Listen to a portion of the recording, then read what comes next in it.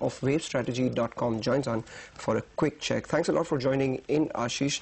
Do you see the 200-day moving average for the Nifty being breached today? And in case the Nifty stops or closes below that 200-day moving average of 84.57, do you see further pressure for the Nifty?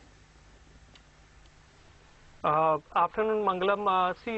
Nifty has been moving in a range for more than a month now. It has started at the level of somewhere around 8450 in the start of July, and even now if we check, it has been doing nothing but it has been moving up but failing to cross about 8654. So 8654 becomes a very important resistance on upside, and on downside 8320 is going to be a crucial support.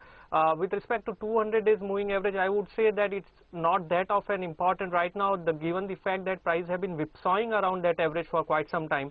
So 8320 is going to be a very crucial support for Nifty, and if we find 8320 to be broken on downside, then we are looking at the wave structure as wave C to be starting on the downside, and 8650 is going to be a very tough resistance which markets will probably not break. And over the very near term, we can see 8400 as an important support. So if 8400 is taken out, then there is some cause of worry, and we can see the downtrend to continue.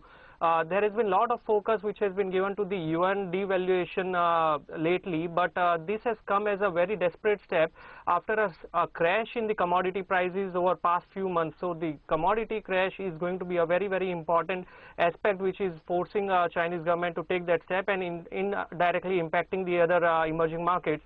So commodity should stabilize. If we have to see any kind of medium-term stability in the equity markets, commodity prices should stabilize, and we can clearly see in metal stocks and other energy stocks how they have been performing, and they have been trading at 52-week low even when index has been trading in a range. So in a nutshell, this is the market where stock selection is going to be crucial, and at the same time 83 is a very important support, and 8650 is going to be an important resistance. Okay, so still range bound for the markets between those two key levels that Ashish told us. But walk us through your recommendations in mid-caps, 2 buy calls and 1 sell. Right.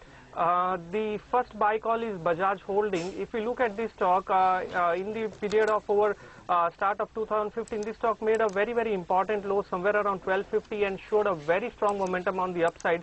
So there is a possibility that this stock is probably trading in the third wave, and that's why it's a very strong buy from medium term to short term perspective. And with respect to stop loss and short term trade, one should keep a stop around 1600 levels, and we can expect a target of somewhere around 1725. And over medium term, this stock looks promising, so investments can be made in this specific stock. The next stock for buy is Dishman Pharma. Not entire pharma index has been collapsing, leaving aside Sun Pharma or Lupin.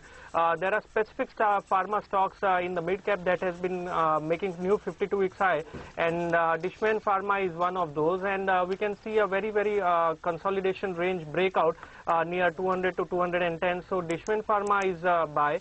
With a stop loss of around 206, and we can expect a target of around 230 in this stock. And apart from that, we have a one sell call which is on MTech Auto. If you look at this stock, it has failed to move decisively about the 200 days moving average and has been constantly moving lower. It has been drastically underperforming. The trend from 170 to 130 now has been very strong. So it's better to be short on the weak stocks, and the stop loss for a short position should be somewhere around 137, and target we can expect somewhere around 120 for this stock. All right, Ashish, thanks a lot. Any disclosures that you have to make? We do not hold any positions in these stocks, and we have been SEBI registered with the registration number probably being shown. All right, thanks a lot for giving your technical perspective.